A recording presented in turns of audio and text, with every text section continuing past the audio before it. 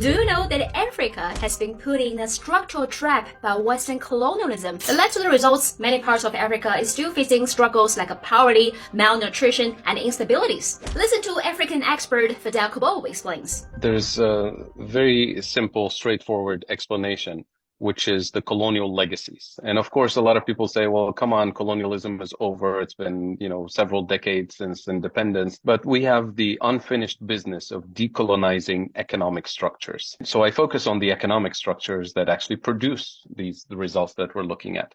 So when it comes to the colonial role that was imposed on the African continent, it can be summarized in three basic points. Number one, we're supposed to be the place for cheap raw materials for the industrialized world.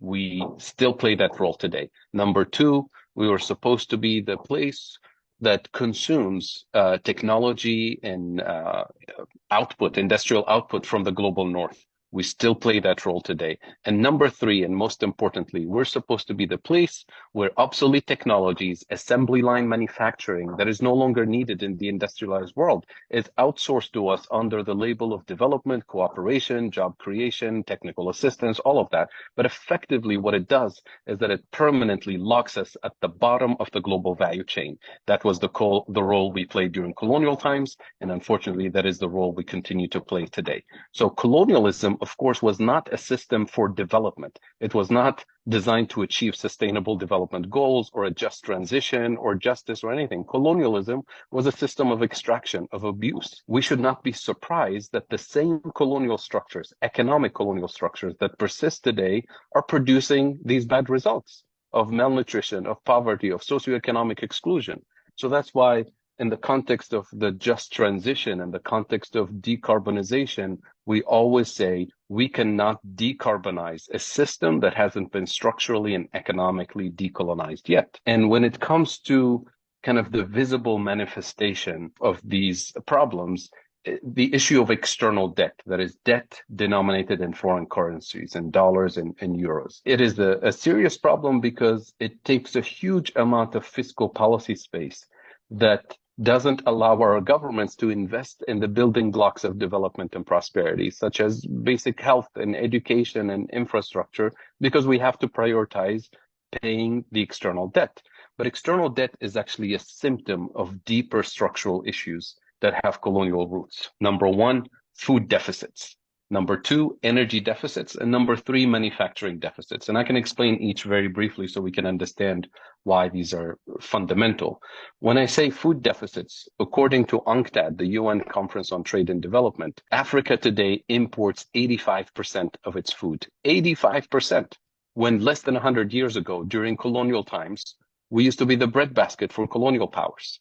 And what happened is that there's a redesign of the system as soon as we gained independence. In 1955, for example, in Europe, at the Treaty of Rome meeting, the Europeans said we have a food security problem for Europe because they were so dependent on Africa. And that introduced a common agricultural policy, which is in place to this day. So what is CAP? It's heavy agricultural subsidies to produce the core crops in Europe, such as corn and wheat and soybean and the core food security items. And of course, it wasn't just Europe that did that. It was the United States, Canada, Australia, the former Soviet Union, which is why Russia and Ukraine today dominate the grain industry. And what it did is that it forced African farmers out of business because they couldn't compete with the subsidized wheat and corn coming from the global north. So we had to redesign our agriculture to specialize in cash crops for exports: coffee, tea, tobacco, bananas, all the complementary items. So today we live in a world where we consume what we don't produce and we produce what we don't consume. And that's why we have real food insecurity on the African continent and the rest of the global south, obviously. So that's the food deficiency. Number two, energy deficiency.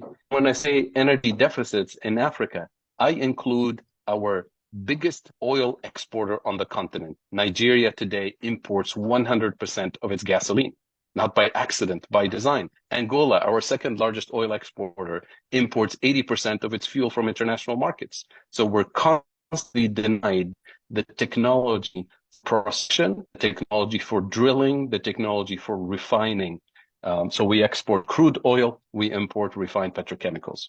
You export the cheap stuff, you import the more expensive stuff. So you're always in a deficit situation. And finally, the manufacturing deficits, the fact that the only type of manufacturing base that we were allowed to have is the kind where we have to import the machines, we have to import the fuel to power the factories, we have to import the intermediate components to be assembled with low-cost labor, and we even import the packaging. So we end up with the value-added content of what we export is low value added, what we import is high value added. So you can double, triple, quadruple your export. You're always locked at the bottom of the value chain. And here's how it's manifested. You have these structural deficits, the most fundamental areas.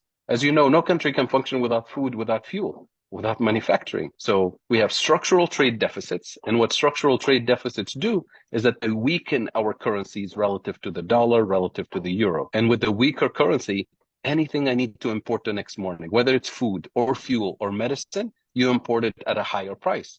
So we literally import inflation in the most sensitive areas of the economy, therefore hurting the most vulnerable people in society. And that immediately forces our governments into a defensive position to protect the most vulnerable. So what do? We subsidize food, we subsidize fuel, which makes sense to protect the vulnerable, but you can't do that for 8 decades. And we ask our central banks to stabilize the exchange rate, to fight inflation. And the way they do it is by using a band-aid solution, which is borrowing more dollars. And that gets the external debt into a vicious cycle that is unsustainable, which means now the government is completely obsessed with prioritizing economic activity that will allow us to earn dollars as quickly as possible so that we service the debt. And we deprioritize economic activity that is actually transformational, that is actually the foundation of development and prosperity. And that is the essence of why we neglect so many of the priorities. And that's why a lot of the fiscal policy space that our governments have is dedicated to servicing the debt, which is by design the colonial architecture that was imposed on us. So that's why we say we can't really achieve the sustainable development goals or a just transition or any of the goals that we want to achieve under a system, an economic system that's still structurally colonized when we have economies that are technically steered from abroad. Subscribe for more analysis on world news.